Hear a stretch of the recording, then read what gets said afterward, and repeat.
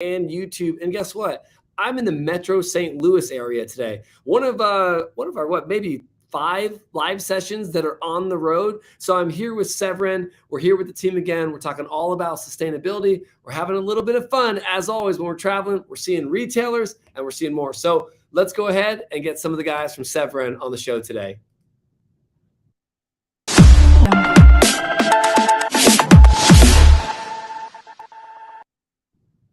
Jeff. What's up, Patrick? How we doing? Thanks for having me here, man. No problem. Thanks for coming. We always enjoy having you coming into town and showing you around. Listen, we did some retail store visits, right? We accomplished a mound that we'll talk about. Yes. Okay. Yes. And we met more of the team. Yep. We've got a lot of fun things happening, but one of the key aspects of this was really to talk about sustainability. Yes. And not just about packaging sustainability, but as a whole, everyone, right? Yep. The 360 approach of what are you doing to leave this earth in a better place than when you found it? Yep. I mean, sustainability is such an overarching theme. It touches so many points. Packaging is just one aspect, right? But we're very, very focused on what we can control as a company. And I think we bring a lot of great things to the table as a company, and we're well known for the sustainable options that we're introducing to the industry. And also, on top of that, we are investing more into technology and personnel that brings us even further higher up on that plateau of sustainability in the packaging world and what we can bring to the table. So today, we have a person that we wanted to introduce, and he's a new addition to the team. Brings a lot of knowledge, a lot of great credentials. His name's Mark Hoppenjams. He is the VP of Sales and Sustainability for Sev-Rend. He's been on board for about 90 days now. Woo! And doing a good job. 90 days, baby. But he has a lot of certifications. He has a lot of know-how. And I'll be honest, I've learned a ton from this man in the past 90 days. I feel like I've got a bachelor's degree in sustainability now, where I used to be. We'll find out from him. We'll see. We'll get the real truth from him. So I want to introduce, and I take a lot of pride in introducing my new friend Mark Hoppenjams to the podcast. Hey, Mark. Hey. Welcome, my friend. Thank you. I love it, Patrick. Thank you, Jeff. Yep. So we've done a lot over the last couple of days, we right? went swimming in the river. Yeah, we did. We went swimming. We're bringing it in close a little bit, Jeff. We did. We almost went swimming in the river. Yeah, that was interesting. Yeah. One of my main things I wanted to do is I wanted to get down and get some footage by the arch, right? Yeah. And we laughed about it because right when we got down there, what did we see in the water?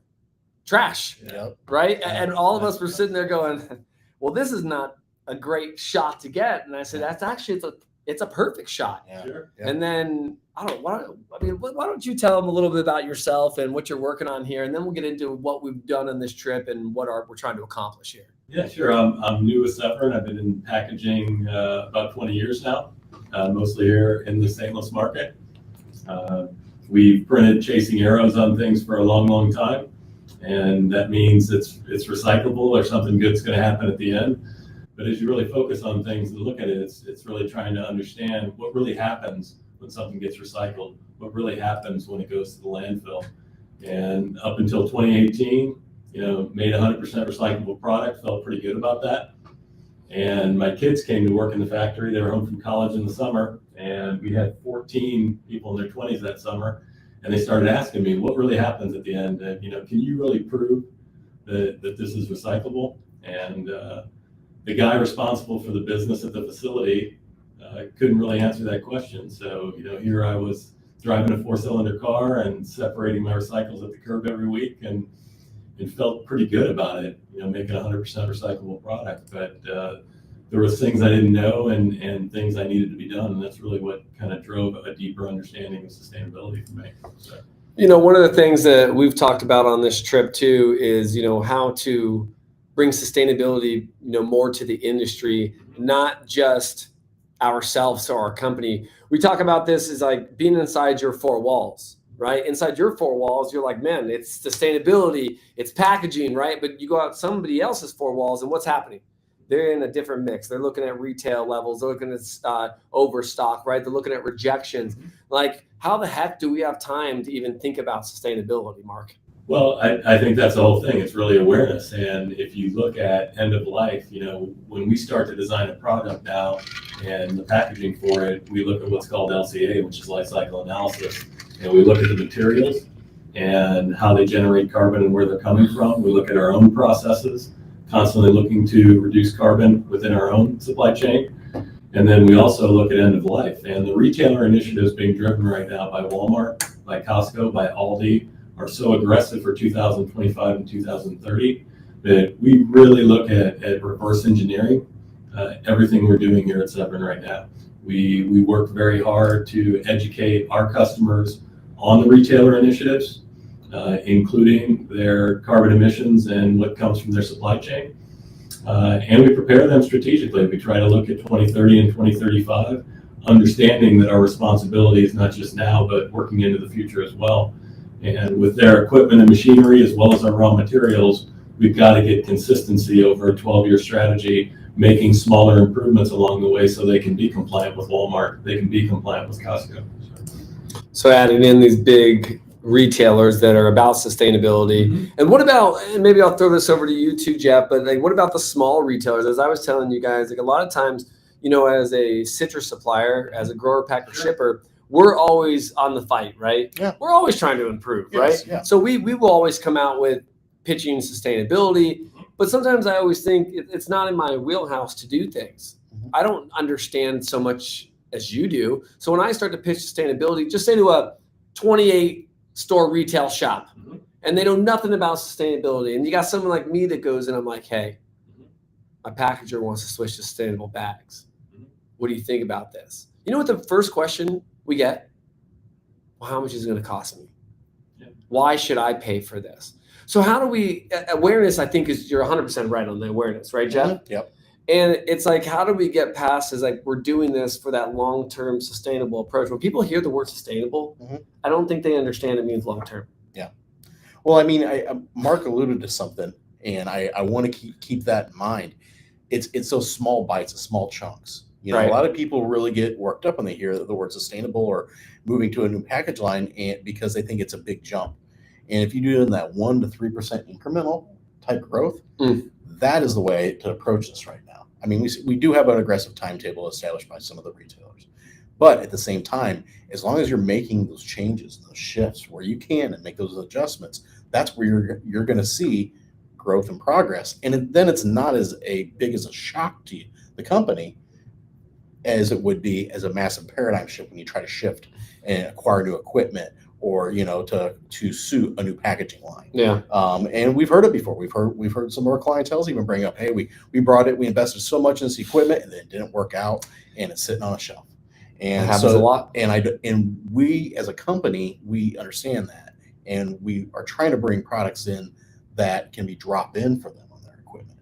So we'd rather be mindful of what you're working with already and bring products to the table that fit what you're already working with and can be just drop in ready. So you don't have to make huge capital investments on new equipment lines or shifting your equipment, adjusting it, and losing efficiencies. That's the truth. If you're going to be sustainable too in the retail supply chain, you've got to look at all aspects. You've got to have a longer term strategy.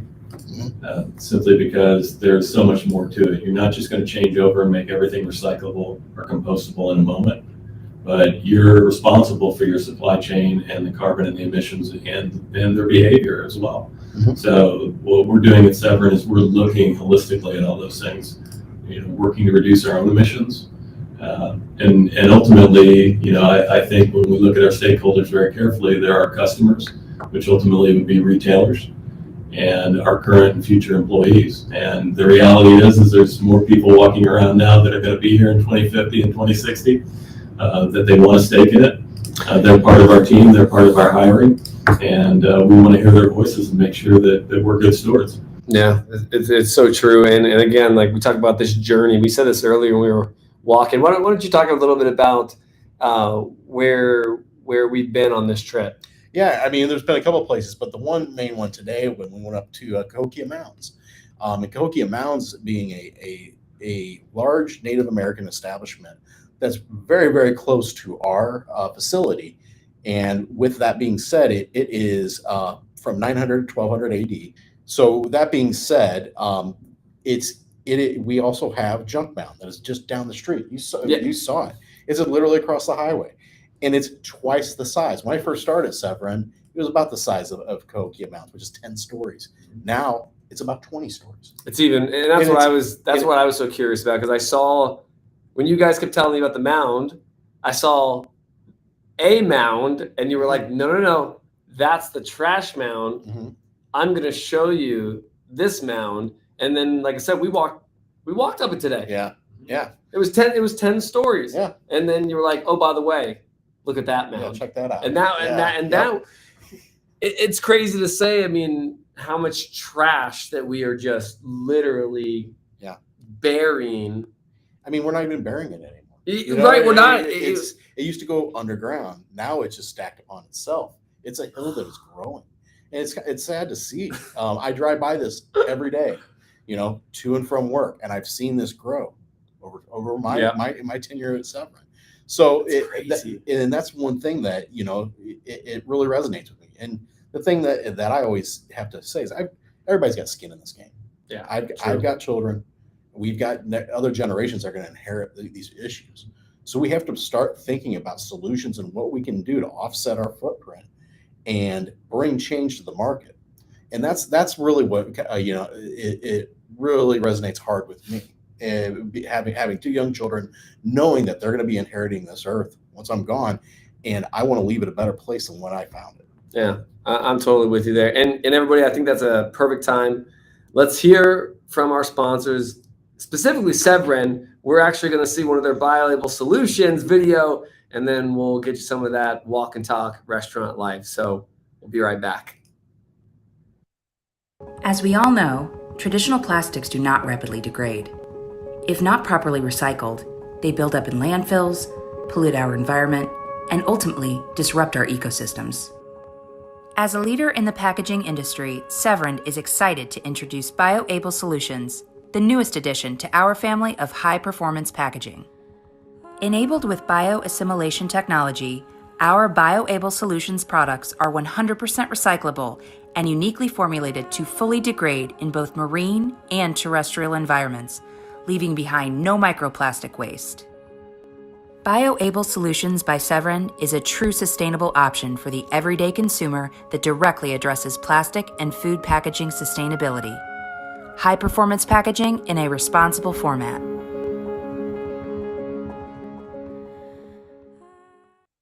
I'm Carl Fiadini with Walk and Talk, the restaurant life. If you follow the show, thank you. We really appreciate the support. If you don't follow the show and you're a foodie or a chef or you're into the restaurant world, this is your home. Check us out. We sincerely appreciate it.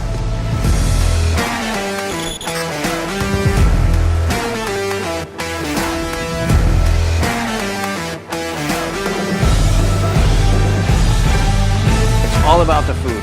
We're filming chefs, their food creations in the best establishments near you.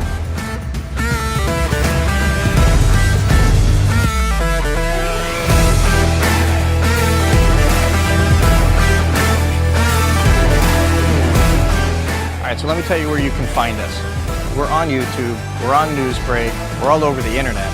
We're also streaming on your TV with Roku, Android TV. You can find us on the Amazon app, and very soon, Apple TV.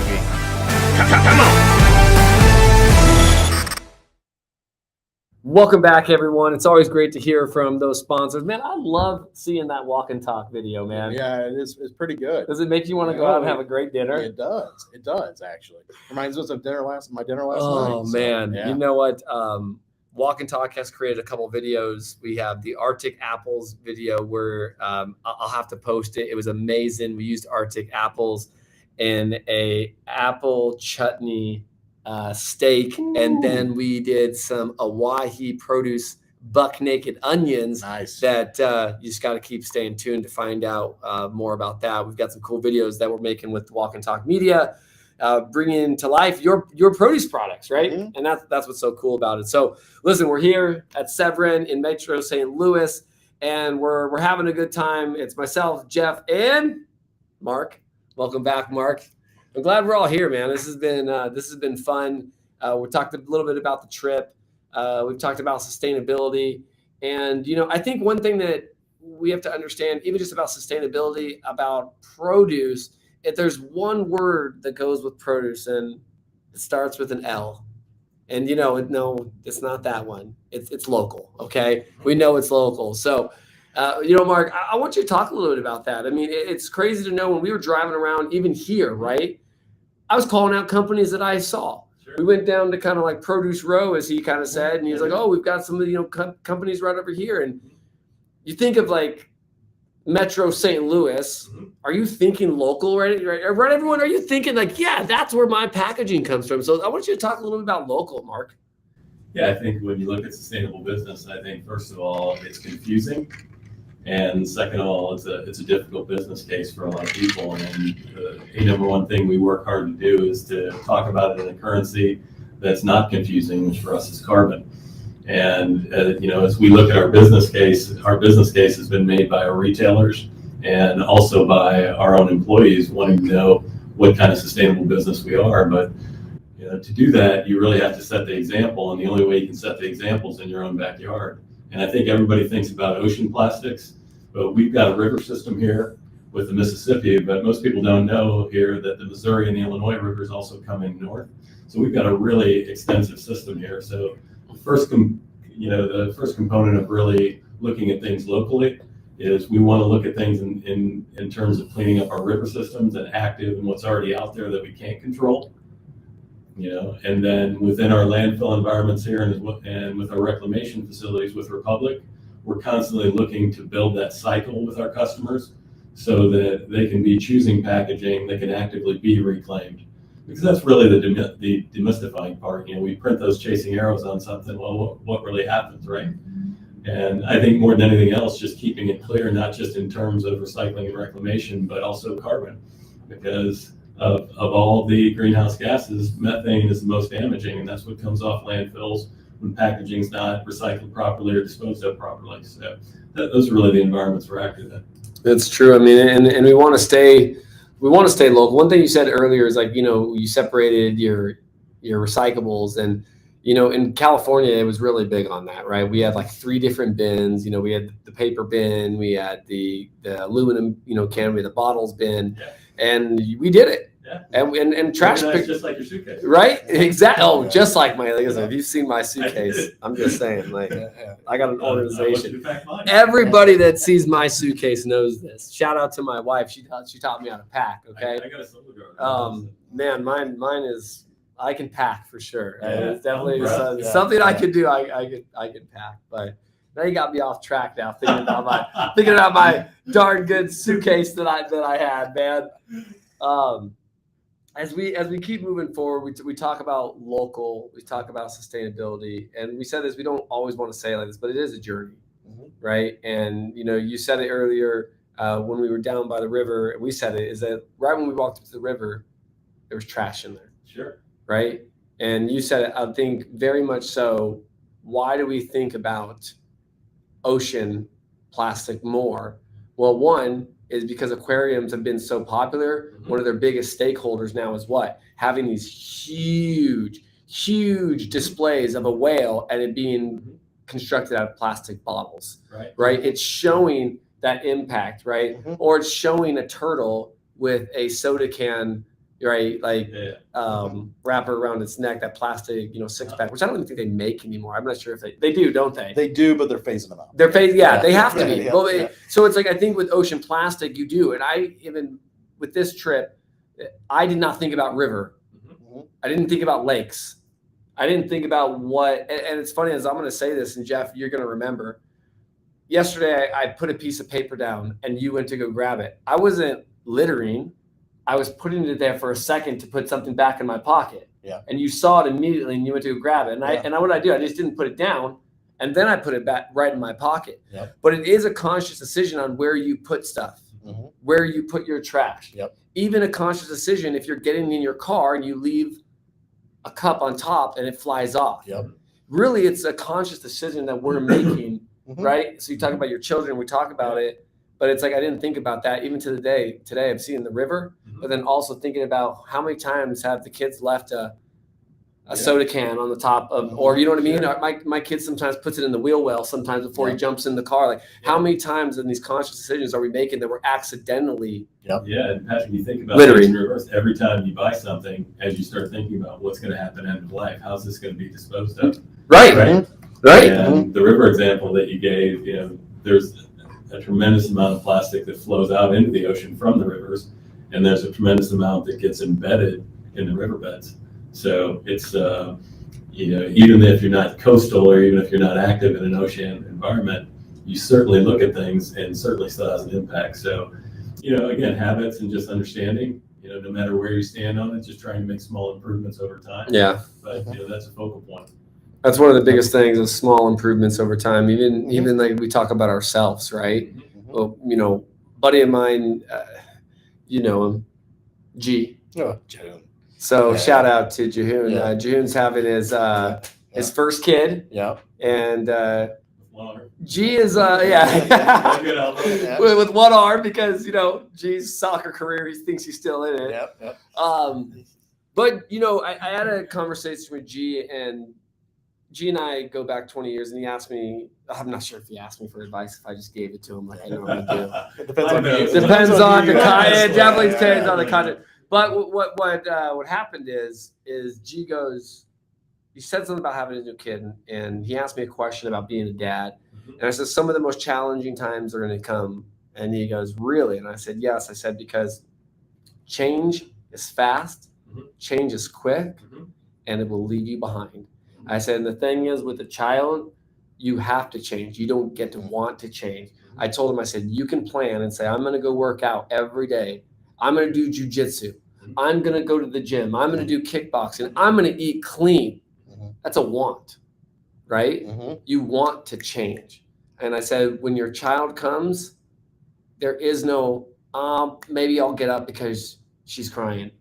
Maybe I'll feed her this morning because I have to go to work. No, it's, I have to get up and change a diaper. I have to get up and feed. I have to get up and right. And then once you start saying, right, I have to for so long, I told him you start getting to a mindset where you get to say, I get to get up and change her diaper. Yeah. I get to get up and feed her. And I wish I was there when I got to say this to Jehoon. We were on the phone. Yeah. But he got, listen, I understood he got it because he was like, bro, I totally get it. Right. And that's the thing about change, right? Everyone, you have to you have to want it, but then you get to do it. And that's what, Mark, you've explained, right? It's about have to doing it versus now, no, I get to do this. I appreciate doing this, right? And that's what I believe, like we keep talking about sustainability in this journey. That's kind of how I see it. It's changed. It's already happened. Yeah. You either get to do it, or you don't want to do it, Yeah. right? It becomes that conscious decision, as I keep saying, right? I think so. And it's interesting. The definition of sustainability is very much aligned with the definition of humility. And that is taking care of your needs now without compromising the needs true. of future generations. It's being cognizant that this is a bigger world than just you, and a lot happened before, and will happen after you got here. So, I think fundamentally, leaving things a little better than you found them is a pretty simple way to look at it. Yep. And I think in Jeff and I's example, in our lifetime, we have to recognize that there's landfills that are here that weren't. Yeah. And some of our products are in it. And so we have to make a decision in the example we're setting, and as a company with Sev-Rend, for our stakeholders, are we going to do something about it? Are we going to be active and set an example, or are we just going to be okay with that? Yeah. And we're getting there. I mean, we have work to do, and we've learned a lot even this summer. Digging in more for EcoVadis and some of the GRI components. So we're, I think we're holding ourselves accountable, but there's a lot of work to be done. So I agree with. And and if you look at like sustainability, I'm going to give one little analogy that maybe will make sense to you and maybe it won't. Okay. And then we're going to give Jeff the full screen for him to talk about some of the products. Yep. Everybody, and I talk about this to my dad a lot, and whether my dad wants to hear it or not, I always talk about his legacy in the industry and my grandmother who started at a grocery store. Right. And you look at legacy and sustainability, they're pretty close, right? We always want to leave a legacy in our industry, right? from our great grandmother to our grandmother to our father to us, and then leaving that legacy to our kids, like you just talked about. Mhm. You know, you look at legacy equals sustainability in a way that there's two things happen. Legacy goes to legend when what? When a tall tale is told. That when legacy becomes legend, right? There's two different definitions of legacy versus legend. One has a tall tale in it. I'll let you figure that out, okay? Sustainability, wouldn't you want your family to be sustainable for years to come? There's so many produce families in this community. Let's talk about one of your customers, Jack Vandenberg with Sunrays. Yeah. The Vandenberg family has been in the produce industry since the early 1900s, over 100 years, coming over from the Netherlands, coming over to the States, being on horse and buggy, okay? They're leaving a legacy in the produce industry, but they're really sustaining their life, their legacy, and their ability to serve the fresh produce community. So that's kind of a little analogy I kind of put in together, just, you know, listening to, you know, even to yourself, Mark, is just, you know, understanding that, right? And saying that legacy and sustainability, it's about long-term and being a part of something bigger than yourself. Yeah, and the changes really are small. You know, I think if you look at the onus on the business community, it's really between now and 2050. So the changes are incremental. Yeah. You know, within sustainable, and I think, you know, I think the resiliency and the nimble nature of the business community is one of the most fascinating things. We learned that in COVID. You know, the ability to be nimble with your supply chains and to make changes. It's one of the great things about competitive business, and I think the responsibility is there, and I think we're going to continue to do well in it. Being responsible is the big focus for us here. You know, and we have the responsibility to bring products to the market that are sustainable and are palatable in terms of cost and efficiencies for our clientele. And so that's why, you know, when we have sustainable lines, I always like to say we have options. I don't have one item that I'm trying to push. I have multiple items. And I always see this as a scale up. You know, obviously, we always want to be so mindful of our clientele's efficiencies in their production processes, because that at the end of the day is how they make money. And that is something that we take very seriously. That being said, I always try to talk with our clientele about sustainability in a layered approach. And I always say it's like a 3-layered approach. You know, the beginning is, you know, you can down gauge the amount of plastics you're using. That's an easy way to do it. You can either go thinner, you can go to a different product type that uses a little bit less plastic per weight. The next options, you know, obviously is recyclability. And that's where a lot of the retailers are pushing a lot of things right now. It's going to the recyclable options, whether it for their plastic products or other products as well. With that being said, there's some sad truths with recyclability that we all have to acknowledge. You know, one, plastic, you know, there isn't a real great outlet still. Only about 8 to 10% of plastics gets recycled in the U.S. We don't have a good infrastructure still in place yet, and we're working on that. I see that coming online. I see that scaling up. So, in that being said, the last thing is I can't control what the consumer does with their waste. That's the sad truth. And that being said, the third option that we talk about is BioLabel. And BioLabel Solutions was a product we brought online about 2 years ago now. It's been very successful. It scopes about every one of our product lines, from pouches to tags to netting to film. And the thing that I love about this is it solves that issue, or gives a little bit of a puzzle. It solves a little bit of it. It solves that issue that we run into with the consumer not being able to control what they do with their waste.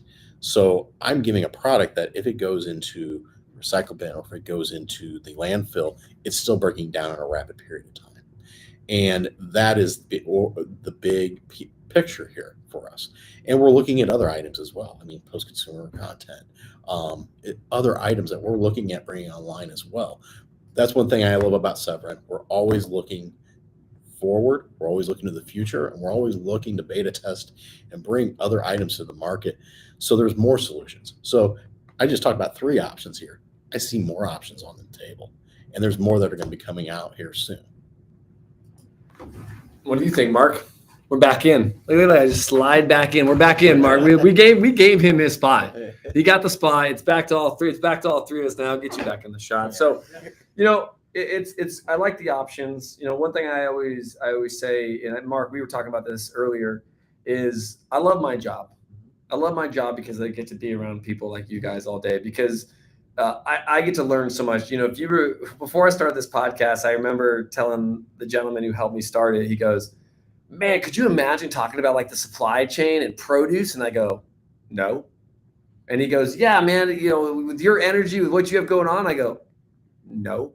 I go, no one wants to hear from a citrus guy, some guy that just knows citrus out of the Central Valley that graduated from Fresno State. You tell people you graduated from Fresno State in California, and they laugh at you. You tell people you graduated from Fresno State outside of California, they go, who?